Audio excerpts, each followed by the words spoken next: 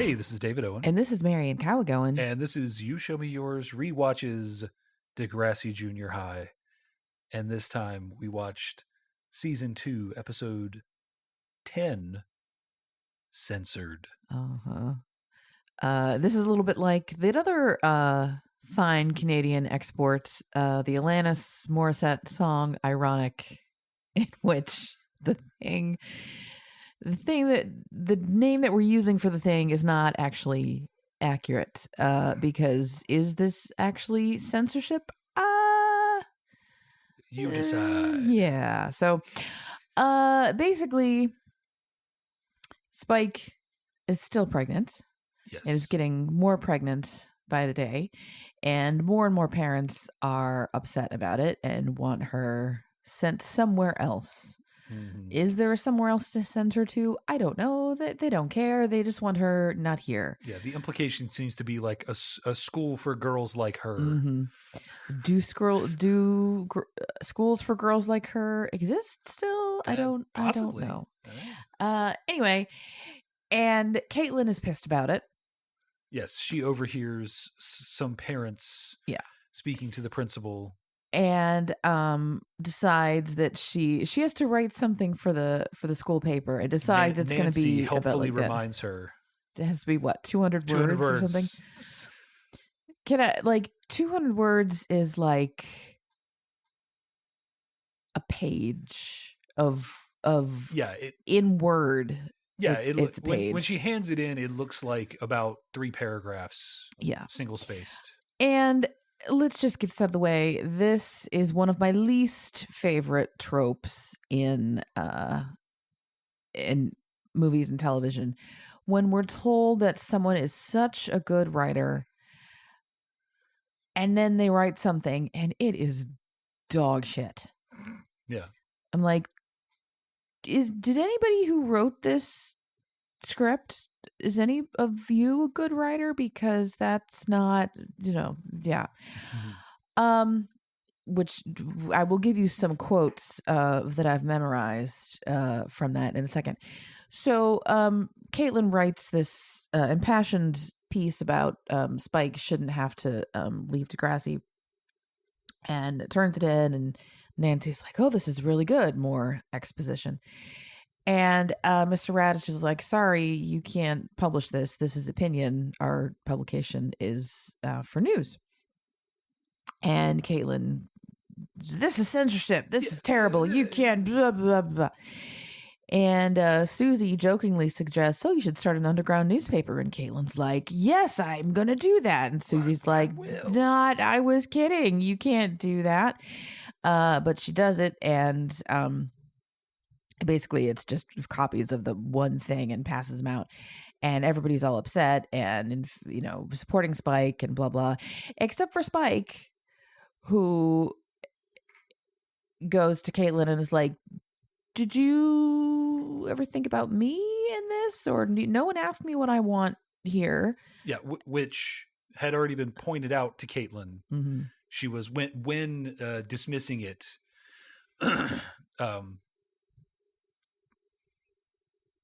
you just said his name, and it's Radich. Radich. I was gonna say, I was like, Ratchet. Mr. Radich had already said, did you speak to did you speak to Christine about this? And she's like, well, no. But she wants to stay. Yeah, so of course she wants to stay. Of course, yeah. So yeah. And Spike says something something that I think we've heard from other people. She says something about, I don't need, pity from Little Miss Perfect. Like, a lot of people love to call out Caitlin for being perfect. Yeah. Well, and there was that her objection seems to be that, and that she doesn't want any more attention on herself. Mm-hmm. Which, again, Caitlin didn't even think twice about before she wrote her article, which is like kind of the point. Right. And Caitlin goes home and, sort of feels bad for herself for a little bit, but comes back the next day and is determined to do better. Meanwhile, LD and Joey have been having sort of a, I don't know, kind of a prank war. I don't know. It's not even. I mean, so it starts when LD and who's with her? Alexa. Right. Yeah. And they walk by Joey's locker, and he's got a bunch of pinups in there of Mhm. women in bikinis, and they are talking about them, and they're just and LD and like just like LD's just like that's so sexist. Predictably, LD is incensed, and Yes. Alexa is like, I don't know. Alexa's like, wow, look at how big those are. It's kind of like, where did I get that bikini? Like, Yeah. oh, Alexa, not the point. No. Yeah, and she tries to make her case to Joey, and in which Joey and the other Zit Remedy crew start to sort of mock and mock rate LD and Alexis, and are kind of not they're, let's say, it's an uncalled for sort of taunting of them. Like it goes a little farther than it probably than a like a comfortable little fun back and forth. Yeah. And of course LD is incensed by this. Yeah, and don't piss her off. Yes. And so she and Alexa go and get similarly sexy pictures of men and put them in LD's locker, and they make similar comments like, oh man, I bet you wish you had pecs like that, blah blah blah blah blah blah. Well, and in the meantime, prior to that, LD had tried to follow the law, follow the rules, and had gone to the office and made a complaint, and she felt like it wasn't going to go anywhere. So she decided to take matters into her own hands and then get her own pinups and try to make Fight Joey fire and with crew fire. uncomfortable. Yes. So, and I think it actually doesn't go anywhere, but then the secretary is walking by Joey's locker and sees... Well, no, the secretary comes to inspect Joey's locker. They pull him out of class to inspect it. So the LD just doubted that the system would work for her, but here is the system now working. The wheels of justice are very slow, but they run. And he's about to get into trouble, and he says, you should see LD's locker. I found it really offensive. And so they both get in trouble. Yeah. And neither of them really learns anything, I don't think. They both have to take the pictures down. But Caitlin at the end says, I'm going to write my next article on sexism. Yeah. Because that's a topic that can be addressed in 200 words. But that is a direct follow-up to someone saying, I can't wait for your next article. Just make it less controversial this time. Yeah. To which Caitlin says, I'll write it about sexism. Yes. Poor Nancy, by the way. I don't recall this character getting a story of her own the entire time. She is in the background, or she's exposition, or she's like the setup for the other characters to have, sort of not laugh lines, but like I feel like this character and this actress deserve better. But anyway, she's just kind of a drag. Like, she's just, but like, because she's responsible and and like keeping everybody on task and all these, just like, God, Nancy. Yeah, she doesn't have anything cool going on. Like, her parents aren't abusive, or she's not an alcoholic, she's not or anything. stealing stuff or getting pregnant. Yeah. So yeah. So yeah, let me tell you more about this piece that Caitlin wrote. First, it's just starts off with, everybody knows that Spike is pregnant, or is going to have a baby or whatever. And I was like, does everybody know? Who, like, well, they do now, but I just, and who is Spike? If I'm reading this and I have been living under a rock, you gonna, and also, like, that's not the point, and it just goes from there. And like, and yes, I am putting grown-up standards on something written by a 12-year-old, but I feel like even a 12-year-old needs to learn basic good writing and how you don't leave anything for your readers to ask questions. And as Radich points out, the difference between opinion and news, and also what is and is not censorship.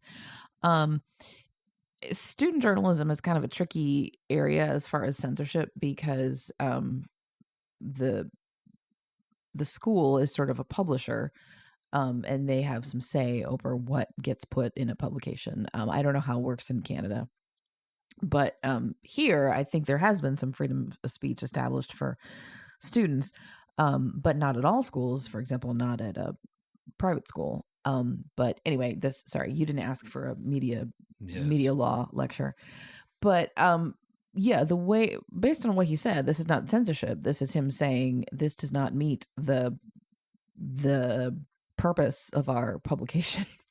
And also, nothing's happened yet. There was going to be this PTA meeting to, I guess, decide if Spike needed to leave. Right, which was why she wanted to give this article out, because people needed to read it, so they could set their parents straight. But also, wait a day until that happens, and then it's news, and then you get to write about it. Sure. What is your goal here? Well, yeah, but I think, and this is the thing, like, how do you teach this in a television show? And it isn't really the lesson they're trying to teach, but like the real lesson that Caitlin needs is like, okay, if you want to write about this, here's how you do it. You have to interview the person that is the subject of this action. You have to interview someone from the group that wants her to leave. And you have to interview some students and get some opinions. And like, this is how we, as a news, quote unquote, news organization that focuses on the school, should and would cover this. But instead it's just, as the student, as a faculty liaison, I just can't allow this. It's opinion. Yeah. Well, and I think even when you have opinion, even if as an opinion piece, even if this were allowed, I think you really have to explain the point of view of the other side. I think it's a little bit inflammatory and sort of Fox Newsy to be like, they want Spike to leave and we think she should stay, and that not explain. And like, why? Why do they? Well, and right, and that is something Caitlin doesn't know. That's right. And she only has 200 words, really. Well, yeah. Yeah, I just in general, I think this is an example of like, you should not write about something that you feel this strongly about. Yeah. Certainly without like letting it sit for a couple days. Yeah. And yeah, I imagine this was used in many a journalism class to be like, okay, what went wrong here? Yeah. Yeah.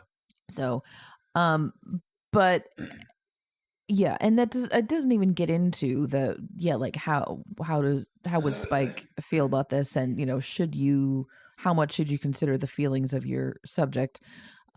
Sometimes it's like, well, no, this is news and this happened whether you like it or not. But when it's an opinion, you're advocating for someone who didn't ask for your advocacy. Yeah, basically, or you're advocating for someone who did, if you actually ask, but she didn't. Yeah.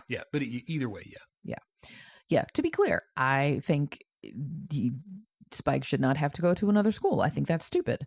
But I think the way that this advocacy was done was emotion driven, not she didn't really have a plan besides I'm mad and I want to write about it. Well, yeah, and there's a little bit, and this wouldn't really been the intention at the time, I'm sure, but there's a little bit of that like angry white liberal savior kind of thing. Like, I need to take care of these people who are less fortunate. I have a voice, so I should represent their viewpoints. Well, did you get their viewpoints? Well, no, but I'm sure that they would want this. But clearly this is what she wants. Like, that is good. And that is something that people still have not learned, or different people need to keep learning it. I think the idea that like only I can save this person it's so tempting, right? You're like, oh, I'm the chosen one.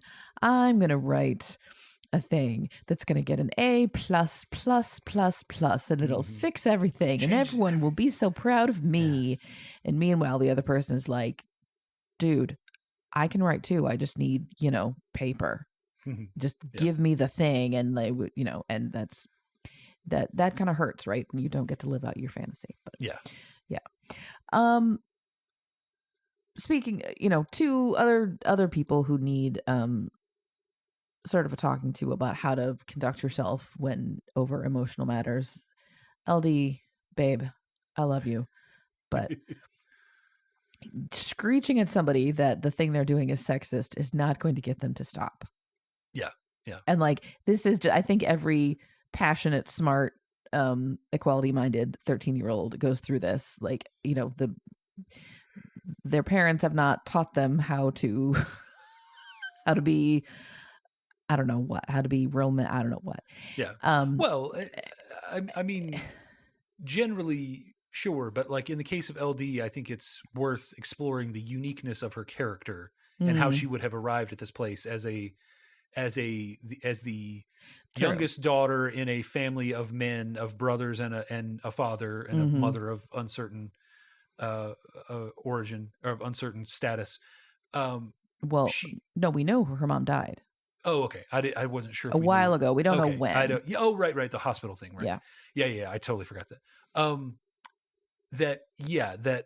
She's had a sort of trial by fire of learned assertiveness, watching out for herself, um, and where I think it would be interesting for her character to explore, which obviously I don't think we ever will. Where that's because you can understand where the tenacity to stick up for herself comes from, but where does that sort of feminism come from? That streak, like what is the Yeah. role model that inspired that part of that Yeah. in her? Because she's not just like the way that she interacts with Joey is showing her sticking up for herself and her beliefs, but yeah, what is the core of those beliefs? Because we're never really shown any good evidence that it would be her mom. Not that we can say that it wouldn't be, but like her mom was married to Her dad. her dad, who is a, you know, bumbling doofus guy, you know, dad who is, you know, owns a repair shop and has a bunch of sons. And Well, and more to the point, she's told us her brothers are the ones who were like, girls can't do anything. Blah, blah, blah. So, exactly. yeah. Yeah, I don't.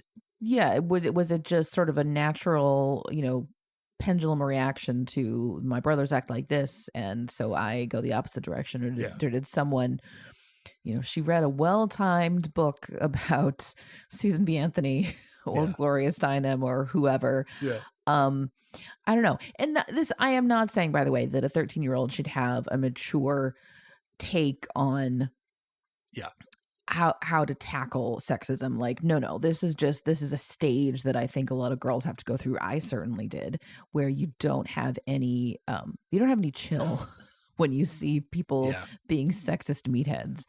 And you still think that speaking up about every single thing will change it.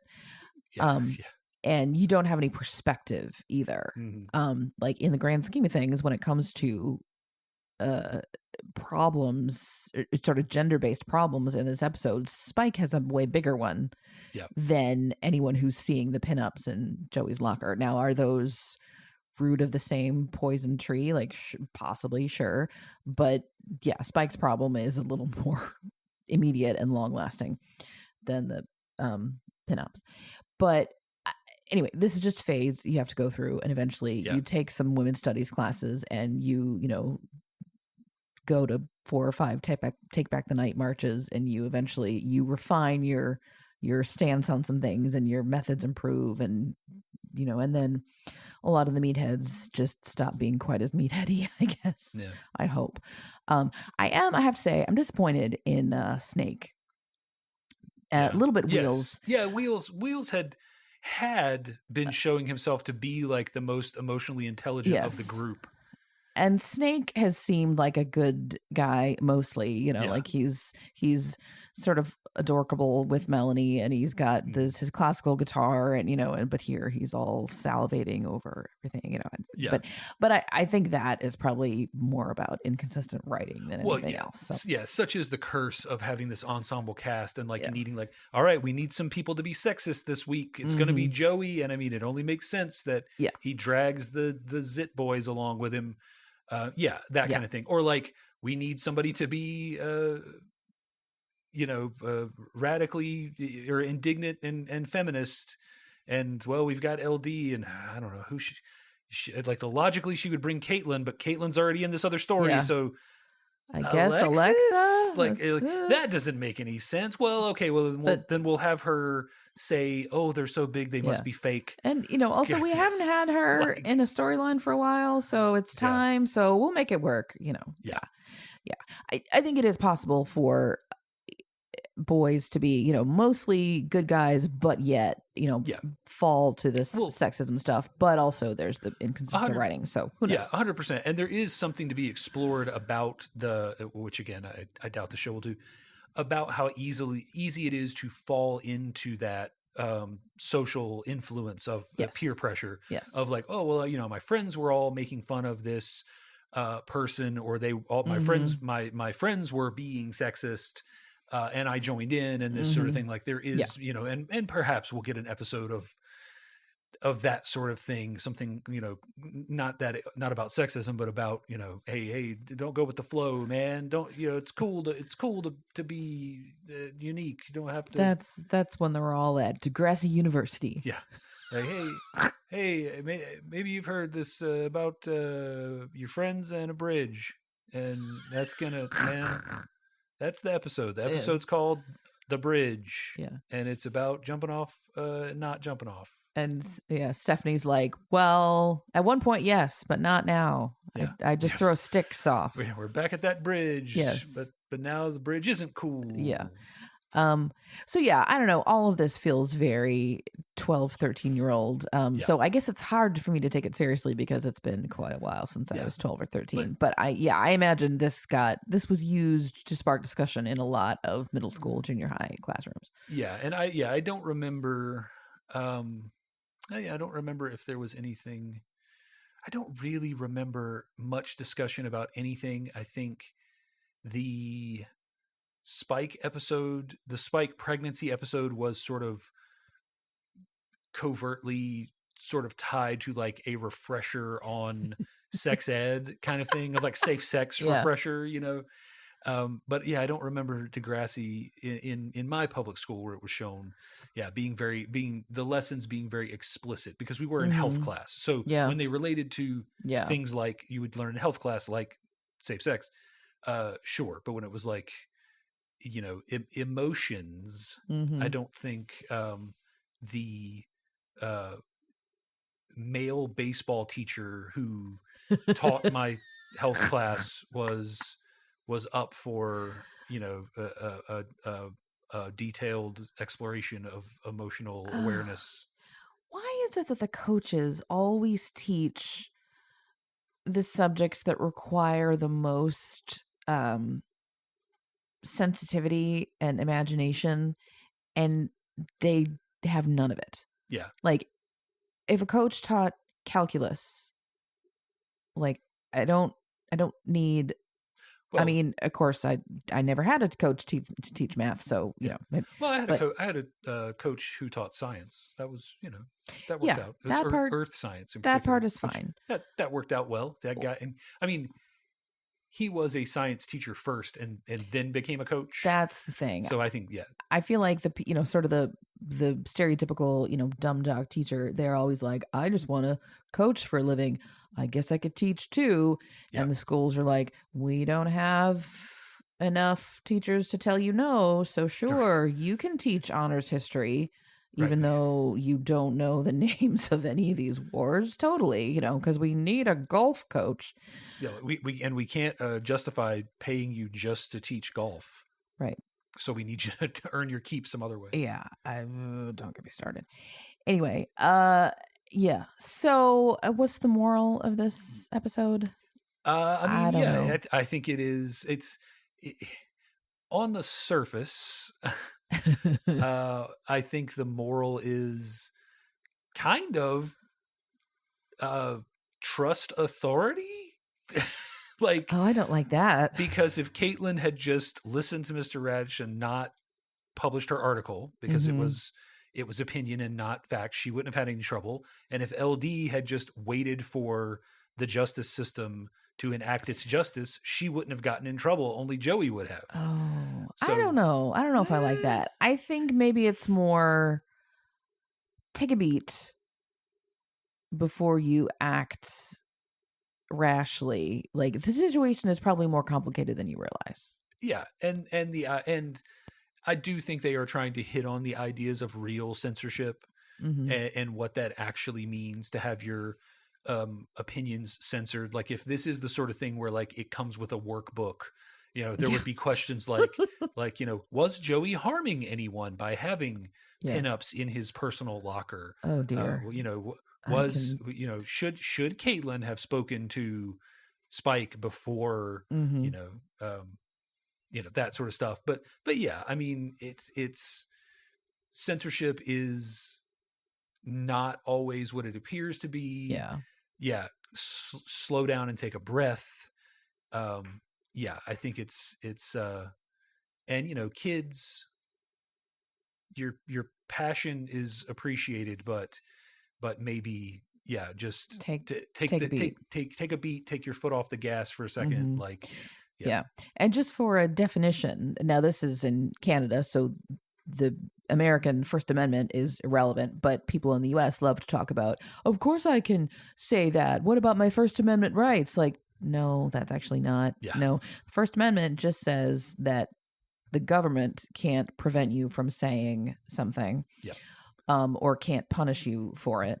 It does not say that other people can't prevent you or can't punish you, or that there are no ramifications for what you've said.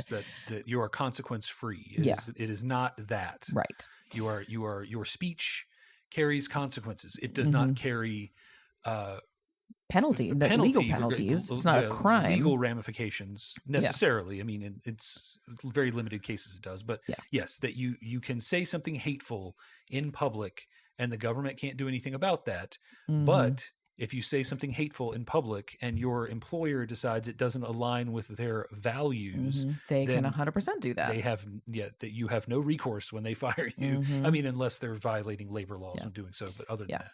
Well, and unfortunately, in many states, labor laws. What labor laws? We can fire whenever we want. Yes. So, and that is, and like I said before, I think in this case, there is an argument to be made that you could argue that the school is the government, or is it not? I don't know. So there's wrinkles to this, but it's never a bad time to say a lot of people are wrong about what the First Amendment allows. Yes. Yeah. But it's quite a tumultuous couple of days there on the grounds of Degrassi Junior High. This is the kind of thing that they say, watch this with your child and then have a family discussion. Yeah, and we get a great Spike freeze frame at the end. Caitlyn's kind of walking up towards her, and it's that sort of, maybe Caitlyn's going to try to apologize or whatever, and Spike just kind of gives her that little, and then the meh face, and then the piano comes in, and wait till next time. Yeah. Well, folks, we would love to know what you think about this episode. Did you happen to watch this in class and have a deep discussion about it? Were you an LD character in your school? If so, do you have anxiety, and are you always worried now as an adult? Give me a call. We'll have a support group. We'll make jackets. Are you out there protesting everything that's going on? How many bumper stickers do you have on your car now? On your Subaru. We'll form a club. We would love to know what you think about any of this. You can reach us in a couple different ways. You can send us an email. It's ysmypodcast. That's ysmy for you show me yours at gmail.com. Or you can also reach us on Facebook. We have the same handle. You can send us a DM, or you can look on our feed for links to all of our latest episodes. In 2026, we have episodes every single Wednesday. The first Wednesday of the month, we are doing our usual YSMY thing and talking about movies and television that we loved before our first date. And all the other Wednesdays of the month, we are rewatching Degrassi Junior High. Next week, now I've said that the last couple episodes, the descriptions were like 2 lines, very brief. This one is like, it's far too long. Okay. So basically, the Zit Remedy gets in trouble. Oh no.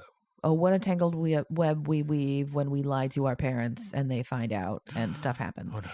And the Spike at school situation goes farther. Heats up. It's heating up. Yeah. Next week. Next time. Yes, next time. Sorry, because which is not going to be next week, right? But will be next time, right? So, and that is called, the episode is called "Trust Me." Ooh, goodness! That never a good sign. Yes. Don't trust people when they say that. Yes. Well, trust me. We'll be here next time with that episode. In the meantime, this has been You Show Me Yours. Thanks for listening. Bye. Bye.